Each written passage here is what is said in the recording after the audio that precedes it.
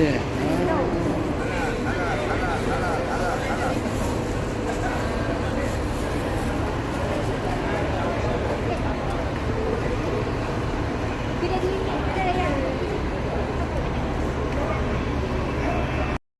tengok sebelah kiri, sebelah kanan kita pakai. Kemudian juga al-bait. Yang ketiganya tuan-tuan sekalian, Nabi kita berdoa yang Allah Taala tak terima, ya Allah, janganlah kau jadikan umat aku di akhir zaman berpecah, berperang. Mereka berpecah sesama sendiri, mereka berperang sesama sendiri. Allah Taala kata, wahai Muhammad, ini aku tak boleh makbulkan. Kerana memang Allah Taala skrip macam tu. Allah Taala nak jadikan, nak buat macam tu. Kita di akhir zaman akan berpecah. Bahkan dalam satu hadis yang lain, Nabi kita bersabda, umatku akan berpecah kepada 73 golongan. Talatah wa sab'in, 73 golongan umat Nabi kita akan berpecah.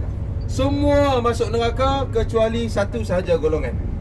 Mudah-mudahan kita termasuk dengan golongan tersebut. Ulama kata itulah dia golongan ahli sunnah wal jamaah, yang mutawassit, golongan yang tidak melampau, golongan yang tidak mengurang. Bukan kata yang mudah, yang bukan golongan yang bermudah-mudah sangat. Tak semayang pun tak apa, asalkan hati baik, macam tu bermudah-mudah. Bukan yang melampau-lampau sangat, kan? Itu tuan-tuan dan sekalian, itu moga-moga kita mempelajari agama kita memahami agama kita dengan betul. Mudah-mudahan kita termasuk dalam golongan yang satu itu, ahli sunnah wal jamaah. Tuan-tuan dan puan dirahmati Allah sekalian, itu salah satu daripada cara untuk kita nak menyebarkan syiar. Antara lain kita boleh tengok dari segi macam di rumah kita letakkan Kaabah, letakkan gambar Kaabah, letak kalimah Allah Muhammad, kita letakkan kaligrafi Islam, kita letakkan itu syiar. Bila jiran kita datang ke rumah kita, oh nampak, itu syiar. Kita nak tanda orang tu bertakwa, dia menyebarkan syiar-syiar.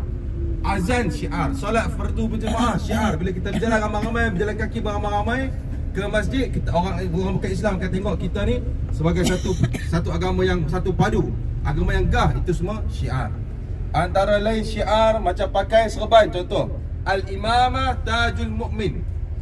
Serban adalah mahkota orang mukmin. Nabi kita bersabda nak membezakan antara orang Yahudi dengan orang Muslim pada zaman dulu di Madinah. Ialah orang Islam pakai serban. Dan kita orang Islam, sesiapa yang memakai serban, solat pakai serban lebih baik 70 kali ganda lebih baik daripada solat dengan tidak pakai serban. Kita solat pakai serban itu ada kurang di mana-mana, dia boleh tampung kesalahan kita tu dengan sebab kita memakai serban. Dan serban al-imamah, serban ini adalah pakaian para nabi. Tidak ada seorang nabi pun yang tak pakai serban. Jadi orang lelaki boleh ambil kesempatan lah, orang perempuan jangan jangan buat pasal. Orang lelaki boleh ambil kesempatan. Kalau kita di sini pun kita tak ni, Taman Malaysia payah nak buat lah. Ini di kota Madinah. Nabi kita bersabda, man ahya sunnati. Beli serban kat mana cantik? Saya beli ni di Mekah. Tapi kena naik taksi ke tempat lain. Di keliling hotel tak ada. Ini dia panggil serban Makawi. Payah cari. Kena beli Ustaz. Mahal lah. Mahal beli juga. Kata untuk guru saya, dia kata barang-barang kita nak buat ibadat ni beli hak paling mahal sekali. Tasbih mahal tak apa. Pasal kereta kita mahal lagi benda dunia. Tasbih mahal tak apa. Kita pakai jubah mahal tak apa. Abaya mahal tak apa. Contohlah mana-mana. Tudung mahal tak apa kan. Jadi tuan-tuan dirahmati Allah sekalian, kita tengok di sebelah kanan kita, ini kawasan Pakistan tinggal. Tetapi yang saya nak ceritanya ada satu benda menarik yang saya jarang beritahu dekat orang lain. Belakang ni tuan-tuan tengok ada Madinah Restoran Warna Hijau ni. Belakang ni ada rumah wakaf Selangor. Rumah wakaf Selangor ni khas untuk siapa yang nak datang umrah secara backpackers. Satu malam RM1 charge. Subhanallah. Dan juga untuk ada single bed, ada bilik seorang-seorang datang, dan juga untuk bilik kelamin ada. Harga sama, satu malam RM1.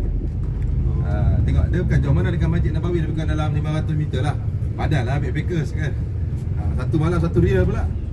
Saya pernah tidur lah satu malam situ. Tapi dia kena booking. Cara booking dia kena PM tepi lah. Rumah wakaf Selangor ni tak terhad untuk anak-anak Selangor. Bebas. Itu di Madinah. Saya dah bagilah tempat tidur. Kalau nak tidur di Mekah, nanti kita di Mekah lah kan? Ada tempat-tempatnya untuk backpackers. Tuan-tuan sekalian, ini sebelah kanan kita ini adalah tempat-tempat makan bagi orang Madinah. Ini pasar ikan. Ini semua ikan semua. boleh pilih ikan apa dia akan buat goreng ke apa ke. Ini semua kawasan tempat makan orang Madinah Al-Munawwarah. Jalan yang kita lalui ini menuju ke Masjid Quba, nama dia Syarek. Syarek bahasa Arab, bahasa Melayu jalan Kurban. Q-U-R-B-N, Syarek Kurban. Yang mungkin tuan-tuan bisa tengok TikTok, viral dan TikTok, tempat makan yang wajib pergi, ada setengah-setengah orang buat. Inilah tempatnya, kawasan tempat makan.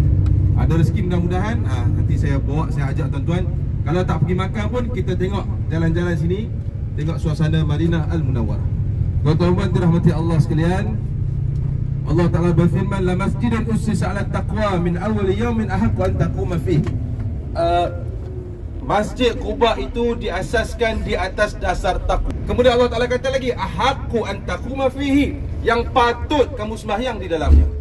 Allah Ta'ala kata memang patut, elok sangatlah. Kalau kamu buat trip, kamu pergi ambil kesempatan solat di Masjid Quba. Nabi kita raqiban wa masyan, setiap hari Sabtu Nabi kita akan pergi ke Masjid Quba. Sama ada pergi secara berjalan kaki ataupun pergi secara naik kenderaan, naik unta dan sebagainya. Kenapa Nabi kita hadkan pergi ke Masjid Quba pada hari Sabtu? Nabi kita hadkan pergi ke Masjid Quba pada hari Sabtu, bukan pada hari-hari yang lain. Bukan kerana hari Sabtu ada kelebihan, bukan. Tetapi oleh kerana hari-hari yang lain Nabi kita telah menyusun jadual-jadualnya. Contoh, katakan hari Isnin Nabi kita ada mesyuarat. Nabi kita ni pemimpin negara, Perdana Menteri, bukan kata ni Nabi kita Perdana Menteri. Nabi kita lah Perdana Menteri, Nabi kita lah seorang ayah, seorang suami, Nabi kita lah Parlimen Perang, semua atas Nabi kita. Nabi kita lah kaunselor. Bila sahabat-sahabat ada masalah dengan isteri, ada masalah keluarga, masalah kewangan, mengadu dengan siapa? Mengadu dengan Nabi. Bila ada masalah, semua atas Nabi kita belakang. Sebab itulah bila Nabi kita wafat, gelap dunia.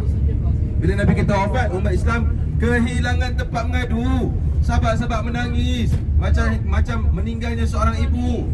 Kerana Nabi kita ni lebih daripada seorang ibu lagi. Nabi kita ni sayangkan kepada kita macam lebih lagi daripada ibu kita sayangkan kepada kita. Allah Ta'ala sayangkan kepada kita lebih daripada mak kita sayang kepada kita. Kita rasa kita sayang anak kita sungguh-sungguh dah, tetapi Allah Ta'ala lebih sayangkan kepada kita lebih lagi daripada kita sayangkan isteri kita, kita sayangkan suami kita, dan kita sayangkan anak-anak kita. Sebab itulah tidak layak bagi kita sebagai hamba Allah, tak boleh kita kata saya rasa Tuhan tak sayang kepada saya. Tak boleh kata macam tu. Kita berdoa supaya anak kita ni bagilah perangai elok, perangai sembahyang pun duk tunggal langgar, kita berdoa. Habis kata pondok dah ambil air penawar, tak jadi apa. Lepas tu anak kita memberontak dekat kita pula. Contoh mudahlah. Tak boleh kita kata Allah, Tuhan tak sayang pada aku. Pasal apa? Tak boleh cakap macam tu. Itu su'ul adab dengan Allah Subhanahu wa ta'ala. Ulama ajar kepada kita, apabila kita berdoa sesuatu perkara tetapi Tuhan tidak memakbulkan lagi, kita bersangka baik kepada Allah Ta'ala. Kerana ramai mana yang Allah Ta'ala tidak beri taufik untuk berdoa. Kita ni kurang-kurang Tuhan nak dengar doa, Tuhan nak dengar suara kita, Allah Ta'ala nak dengar doa kita, kan? Allah Ta'ala masih lagi nak dengar doa kita. Tapi kalau Allah Ta'ala sudah tutup pintu hati kita untuk berdoa, wal'iyadzubillah min zalik. Sebab itulah tuan-tuan sekalian, paling penting sekali kemuncak kepada agama kita ini antaranya adalah bersangka baik kepada Allah. Bersangka baik kepada Allah ni penyelesaian segala masalah. Kita sangka baik, kalau sesuatu perkara yang tak elok terjadi kepada kita, kita balik semula kepada agama kita, kita balik semula kepada agama kita, kepada pemahaman agama kita. Siapa yang jadikan? Kita tersepak kaki kita, tersadung sakit kaki, kena kaca, kita nak marah-marah lah, nak marah siapa? Diri kita lah. Tapi siapa yang akhirnya mengizinkan benda tu? Orang masuk rumah kita curi barang, tak apalah kita marah, tangkap pencuri. Tapi akhirnya kita muhasabah balik diri kita, kan? Tidak ada satu perkara yang berlaku melainkan dengan izin Allah Subhanahu wa ta'ala. Qul la yusibana illa ma kataballahu lana huwa maulana, kata Allah Ta'ala dalam Quranul Karim. Katakanlah wahai Muhammad, tidak ada satu pun musibah yang berlaku melainkan semuanya dah ditetapkan oleh Allah Subhanahu wa ta'ala. Sebab itulah tak boleh bagi seorang berkata Tuhan tak sayang kepada aku. Tak boleh. Dia ibarat macam ni, kita ada seorang ibu kita membesarkan kita, melahirkan kita.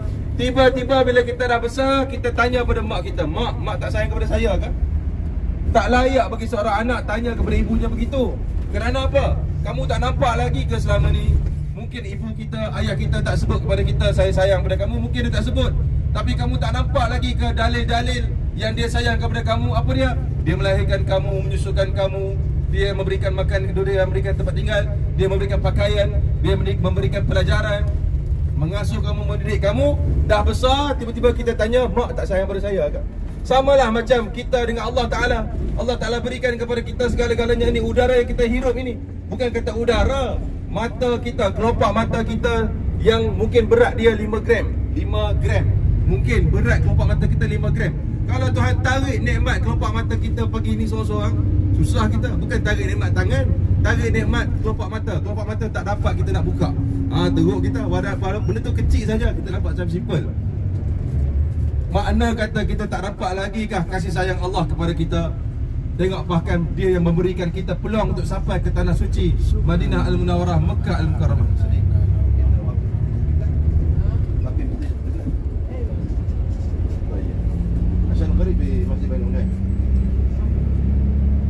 Tuan-tuan dan puan dirahmati Allah sekalian, itulah dia lagi sebanyak lah. Banyak cakap lah tuan-tuan sekalian. Jadi Subhanallah Ustaz. itulah tuan-tuan sekalian, Nabi kita bersabda, Allah Ta'ala berfirman, Ana inda zanni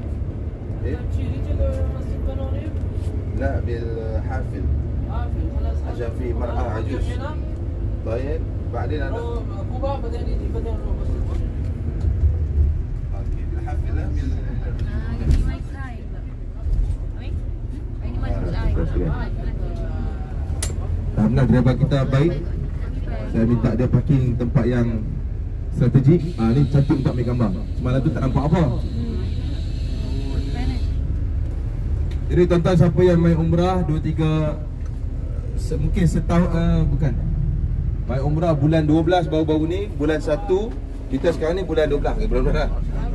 Setahun lepas, macam saya datang dengan Tuan Haji Saad dan keluarga. Jalan ni ada lagi. Ni jalan ni boleh terus. Ni jalan sibuk.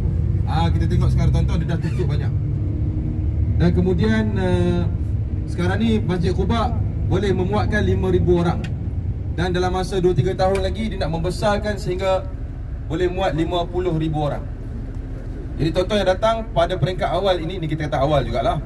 Yang kita datang pada peringkat awal, maknanya sebelum dia buat pecah masjid ni, kita boleh tengok lagi keadaan-keadaan masjid. Ini masjid ini kali terakhir dia renovate pada zaman King Fahad. Pada zaman King Fahad sekarang ni Malik Salman. Daripada King Fahad ke Malik Salman tu 2-3 orang raja. Jadi King Fahad ni, Malik Fahad ini adalah seorang raja Saudi, Raja Mekah yang dia cukup suka sejarah. Dia sangat-sangat suka. Kalau tuan-tuan tengok keluar daripada Raudhah tu, dia ada macam tulisan-tulisan. Itu tulisan dia menyatakan last kali Raudhah dicantikkan pada zaman King Fahad. Telaga sana telaga sini pada zaman King Fahad. Okey, jom kita turun.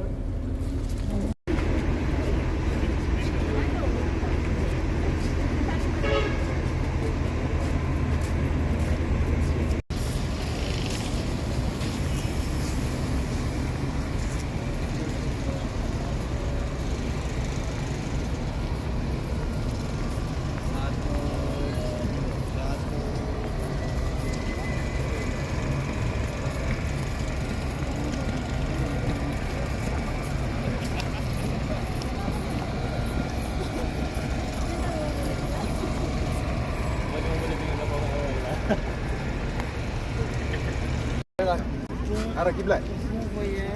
Ini adalah arah kiblat.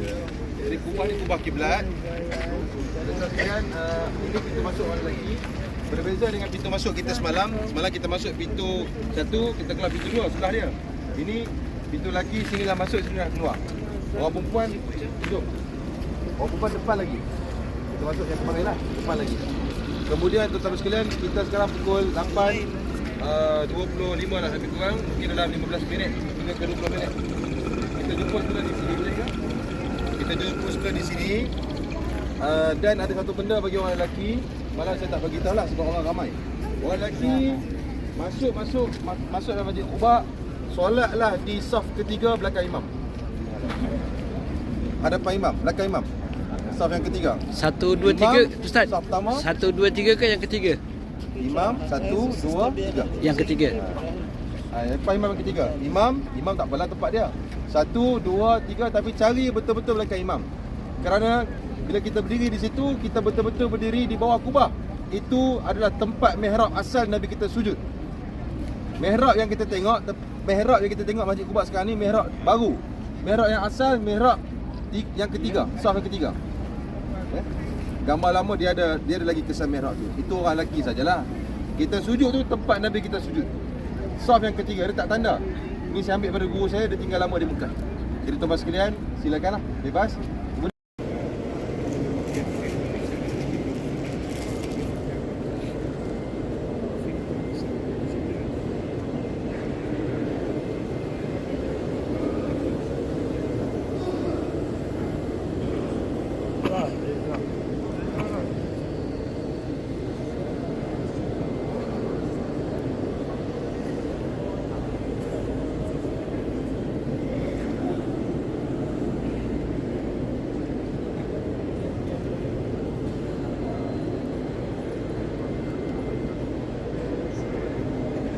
Ada pagar kawasan private dan di dalamnya ada satu telaga. Nama dia Telaga Aris ataupun Telaga Khatam. Dua nama tapi telaga yang sama lah. Telaga Khatam bahasa Arab, bahasa Melayu cincin. Jadi telaganya terletak di sana situ yang orang ramai tengok tu. Dia dah buat macam telaga dah tak ada dah. Dia buat macam tanda simen. Takkan tengoklah sekali lagi. Ceritanya adalah kita cerita sini lah, sana panas. Ceritanya adalah Nabi kita SAW duduk di kawasan telaga tersebut. Kaki Nabi kita duduk dalam telaga. Saya pernah cerita masalah tabas tapi ini lebih detail. Kaki Nabi kita duduk atas telaga, Nabi kita duduk di gigi telaga, gigi. Kemudian pintu masuk ke kebun tamar itu dijaga oleh Sayyidina Abu Musa Al-Asy'ari, sahabat Nabi. Kemudian tiba-tiba Sayyidina Abu Bakar Siddiq datang nak jumpa dengan Nabi kita. Dia minta izin tutup pintu. Abu Musa Al-Asy'ari tanya, siapa di luar? Saya ni Abu Bakar Siddiq. Nanti dulu sekejap, walaupun kamu ni Abu Bakar, aku perlu tanya Rasulullah dulu, minta izin dengan Nabi. Sebab ni mungkin waktu me time Nabi kita kan. Dia nak Nabi kita nak duduk seorang-seorang fikir. Kemudian diizinkan, Nabi kita benarkan izan lahu wa basyirhu bil jannah. Izinkan Sayyidina Abu Bakar masuk dan beritahu pada dia akan jadi ahli syurga. Nabi kita jamin Sayyidina Abu Bakar Siddiq dia akan jadi ahli syurga. Sayyidina Abu Bakar Siddiq duduk dan Nabi kita minta duduk di sebelah kanan baginda. Masuk pula Sayyidina Umar. Nabi kita kata izan lahu wa basyirhu bil jannah. Benarkan dia masuk dan bagi tahu pada Sayyidina Umar dia akan jadi ahli syurga. Dua. Sayyidina Umar masuk duduk sebelah kiri. Masuk pula Sayyidina Uthman, izan lahu, bagi benarkan dia masuk dan Nabi kita kata bagi tahu kepada Uthman satu hari nanti dia akan diuji dengan musibah yang besar dalam hidup dia. Memanglah Sayyidina Uthman ni dijamin syurga. Tapi Nabi kita nak bagi tahu satu hari nanti dia akan diuji dengan satu musibah. Masuk duduk sebelah kanan Sayyidina Abu Bakar Siddiq. Duduklah 4 orang di gigi telaga di mana? Telaga situlah, kita akan tengok sekejap lagi. Tapak dia saja. Kemudian ringkas cerita, Nabi kita wafat. Nabi kita ni tuan-tuan, dia ada satu cincin. Cincin Nabi kita Muhammad, baca dari bawah, Muhammad Rasul Allah. Muhammad duduk di bawah, Rasul Allah. Dia ukiran, dia bentuk bulat. Siapa yang pernah pergi ke Istanbul, dia ada replika cincin Nabi kita di Museum Topkapi Palace. Boleh tuan-tuan pergi tengok di sana, tapi replika lah. Tuan-tuan sekalian, cincin Nabi kita tu dia terukir begitu, besar cincin standard biasa. Digunakan selain daripada cincin, digunakan untuk cok mohor. Nabi kita pernah mengutus surat untuk masuk Islam kepada Raja Hercules. Kita biasa tengok dalam filem Hercules tu hidup pada zaman Nabi kita. Nabi kita hantar raja ke Raja Rom, dia Raja Rom. Nabi kita hantar tulis, ada sahabat lain tulis, Nabi kita cop. Nabi kita ni tengok tuan-tuan, sifat toleransi dia. Mula-mula Nabi kita nak hantar surat, orang yang duta sana yang tinggal di Madinah, duta tu kata, wahai Rasulullah, orang-orang raja-raja Rom, raja-raja Mesir, raja-raja yang hebat, mereka takkan terima surat kalau tak ada cop. Dia punya cara kena cop. Nabi kita toleransi, tak apa kita buat cop. Nabi kita kata, kita buat cop. Muhammad Rasul Allah. Nabi kita Muhammad duduk di bawah, Rasul tengah, Allah di atas. Dia baca daripada bawah. Yang Nabi kita buat ni lah yang kita seluruh dunia tiru sekarang ni. Bila kita tulis surat, sign di bawah. Nabi kita punya buat macam tu lah. Kita tiru Nabi kita, sign di bawah. Tak ada orang buat surat sign di atas. sign di bawah sebab Nabi kita buat cincin, Nabi kita lama letak di bawah. Kemudian tuan-tuan sekalian, cincin Nabi kita tersebut, sikit lagi, cincin Nabi kita tersebut, apabila Nabi kita wafat, cincin tersebut diserahkan kepada Sayyidina Abu Bakar Siddiq sebagai khalifah, sebagai cincin barang Nabi, waris, diwariskan. Sayyidina Abu Bakar Siddiq wafat, diwariskan kepada Sayyidina Umar. Sayyidina Umar wafat, diwariskan kepada Sayyidina Uthman, dia khalifah. Ceritanya di Sayyidina Uthman. Ketika mana Sayyidina Uthman pakai cincin Nabi tu, hak asal tu, Nabi Sayyidina Uthman pakai cincin Nabi, dia rindu kepada Rasulullah.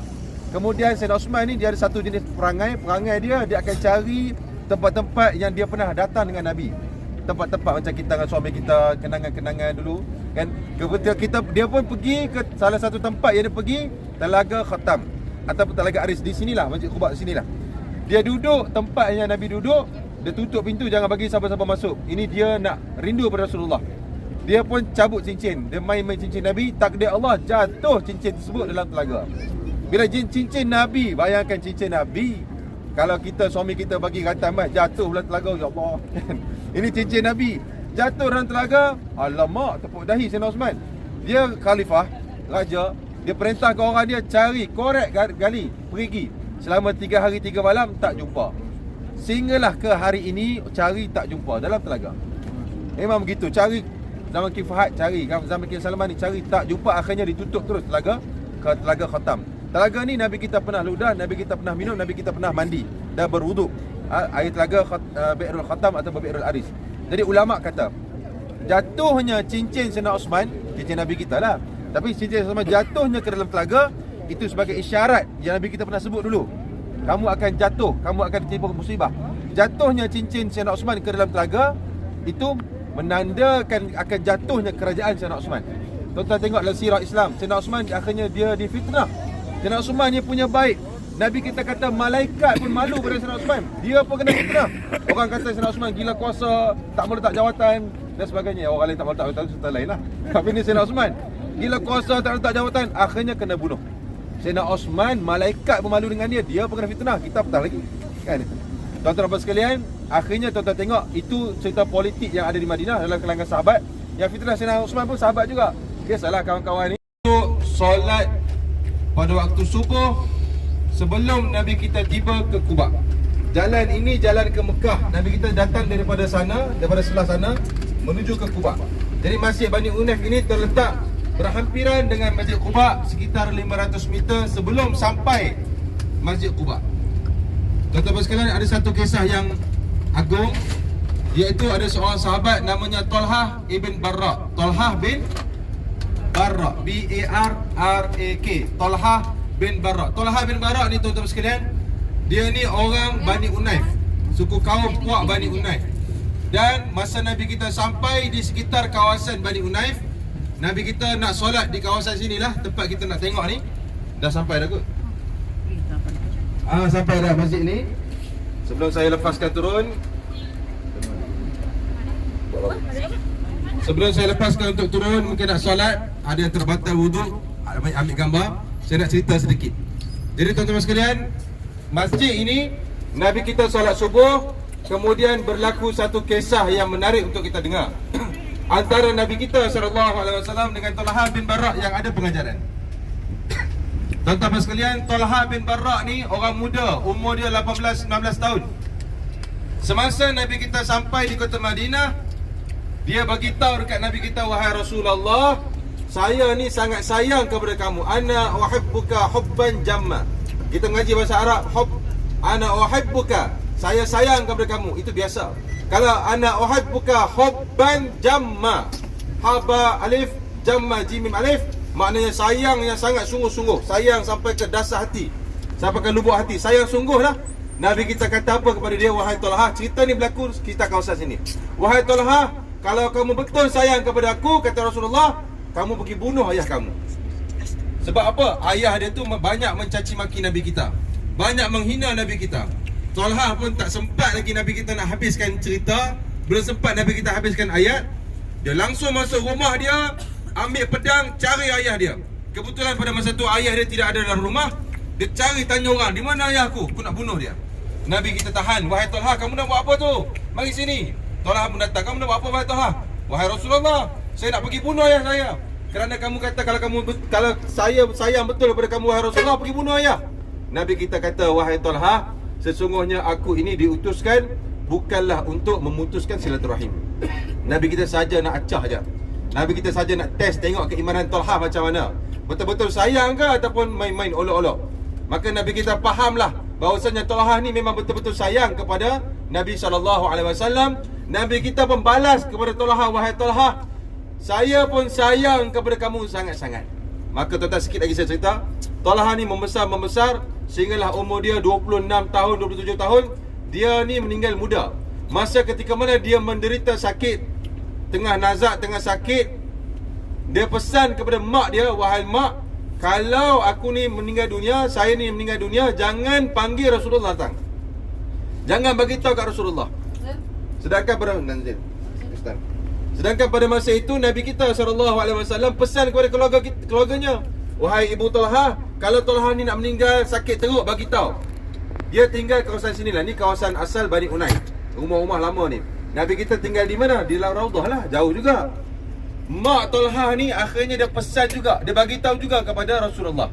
Kenapa Talha bagi tahu kat mak dia, kepada adik-adik dia, jangan bagi tahu kat Rasulullah?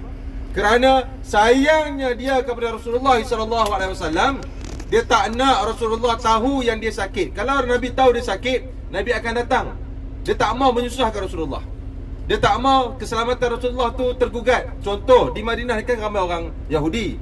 Dia tak nak masa Rasulullah on the way, takut Yahudi nak bunuh Nabi ke. Dalam bahasa kita, takut Nabi accident ke, berlaku apa-apa. Biar dia mati tak apa, asalkan Nabi tak cedera.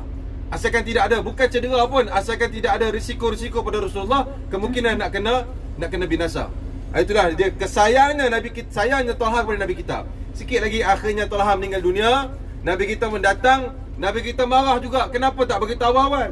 Nabi kita memang wasiatkan, kata pesan, Nabi kita pesan kalau Talha ni sakit, nazak sakaratul maut, Nabi kita nak datang. Akhirnya Nabi kita tak sempat tengok Talha meninggal. Nabi kita pegang kepada Talha, Nabi kita doakan mudah-mudahan Talha menjadi ahli syurga dan wajahnya bercahaya di hari akhirat esok. Tuan-tuan, masjid yang kita nak pergi ini, yang kita dah sampai ini adalah Masjid Bani Unaif. Masjid ini adalah masjid sejarah ataupun masjid yang berkaitan dengan sirah Islam. Nabi kita solat di sinilah. Jadi masjid ini tak besar mana, kita boleh masuk. Sahabat-sahabat Nabi kebanyakan solat di dalam masjid ini. Jadi tuan-tuan sekalian, jom kita turun. Siapa yang nak turun lah, tak nak turun.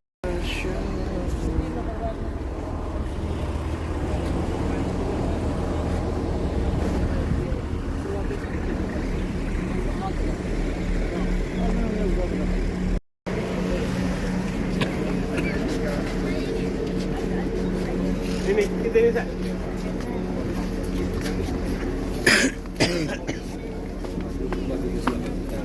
Ini semua batu.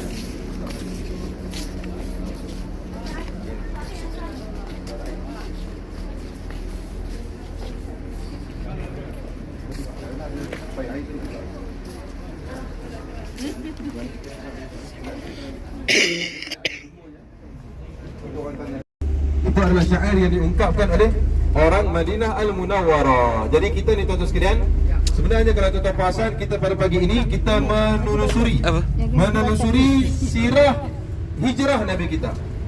Yang mana tuan-tuan, sebenarnya kita akan yang tempat yang ketiga dan terakhir kita nak pergi ini adalah telaga dan juga masjid. Masjid yang lebih kurang macam ni, tapi dia dalam kawasan private, susah nak masuk. Jadi tuan-tuan sekalian, Nabi kita semasa hijrah daripada Mekah, Nabi kita singgah di telaga yang kita nak pergi dulu. Nabi kita singgah telaga yang kita on the way nak pergi, Telaga Hujaim nama dia, ataupun dalam kawasan ladang tambak Usbah. Nabi kita singgah situ. Nabi kita mengislamkan sahabat-sahabat yang belum lagi masuk Islam. Kerana 70 orang di situ. Nabi kita minum air di situ. Nabi kita berwuduk mandi di situ. Kemudian tuan-tuan, barulah Nabi kita menuju ke kawasan Bani Unaif. Kalau tuan-tuan perasan, kita semakin ke depan, semakin ke arah Mekah. Ini kita semakin ke arah Mekah. Jadi Nabi kita datang dari Mekah. Nabi kita singgah di telaga yang kita nak pergi ni. Kemudian Nabi kita singgah pula solat di Masjid Bani Unaif dengan wuduk yang tadi. Kemudian Nabi kita singgah pula ke satu lagi telaga TikTok. Astagfirullah. Telaga yang selalu masuk dalam TikTok, Telaga Bi'rul Azak. Kita orang Melayu mutawif selalu sebut Bi'rul Telaga Izik. Salah, Azak. Warah. Telaga Azak, AZQ, Azqun. Itu saya ambil dalam tesis PhD pensyarah di Universiti Islam Madinah berkaitan dengan telaga tersebut. Dia sebut azab bukan izik. Kalau salah, salahlah tesis PhD lah, kan. Tuan-tuan dirahmati Allah sekalian, Nabi kita solat dan kita singgah di telaga azab. Nanti ada kesempatan, mudah-mudahan kita boleh buat lawatan ke telaga azab. Tuan-tuan nak pergi ke? Tak nak pergi, tak payah pergi. Tengoklah esok ke, kita ni waktu sempit jugalah tuan-tuan. Waktu kita sekarang kita main fikir lama tak apalah. Waktu kita ni sempit. Mudah-mudahan ada kesempatan, tengoklah esok saya bawa tuan-tuan pergi ke telaga azab tu. Tentang sirah telaga azab saya akan ceritakan esok. Kemudian barulah Nabi kita ke masjid, kawasan masjid Quba. Di tapak masjid Quba tu tuan-tuan adalah tempat marbat. Marbat ni maknanya tempat pengeringan kurma.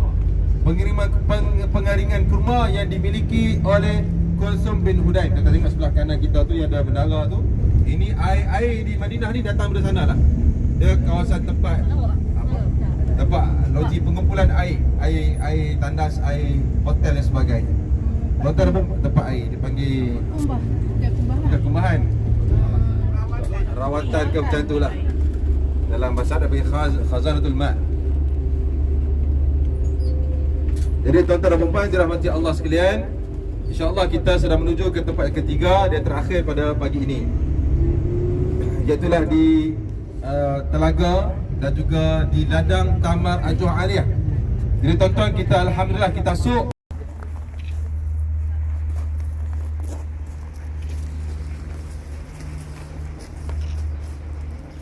Masa nak bagi paket tak? Payah nak tolak.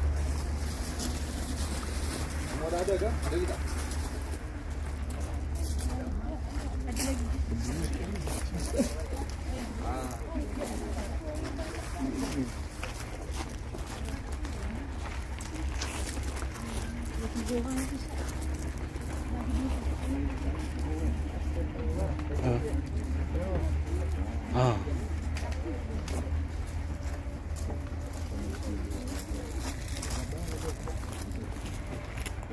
Berada dalam ladang Tamar Osbah, alif lam ain sad ba tamar mutah ta parwin, ataupun dalam nama lain Telaga Hujain, HUJAIN. Ada dua Telaga Hujain. Ada tiga perkara yang menarik di sini. Pertamanya pokok tamar, ini semua Ajuah Aliyah A+. Tapi tak dapat berbuah lah, dia musim panas saja dia akan keluar. Yang keduanya telaga, Nabi kita berwuduk, Nabi kita mandi, Nabi kita ludah di sini. Lepas Nabi kita ambil wuduk sini lah, baru Nabi kita pergi ke Masjid Bani Unaim. Maknanya dalam peristiwa hijrah. Ada yang kata ini Telaga Syifa, sebab ada juga pengalaman-pengalaman jemaah-jemaah kita sebelum ni ambil air jadi peluang.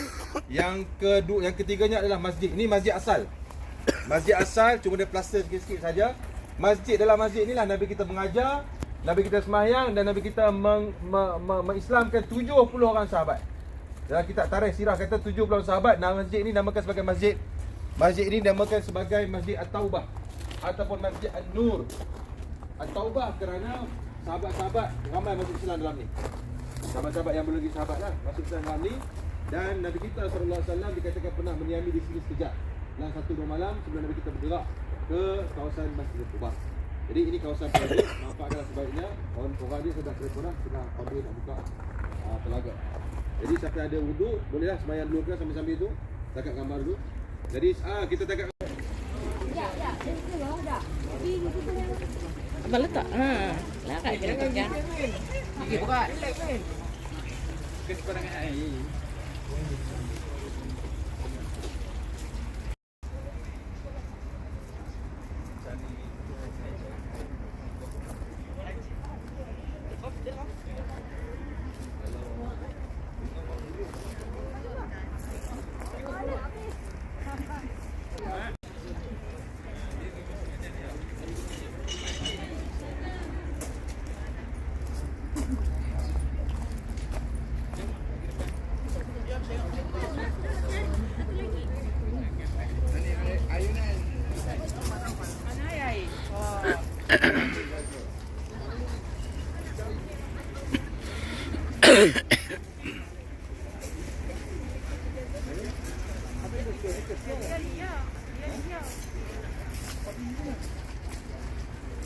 ambil masa. Tu waktu tu.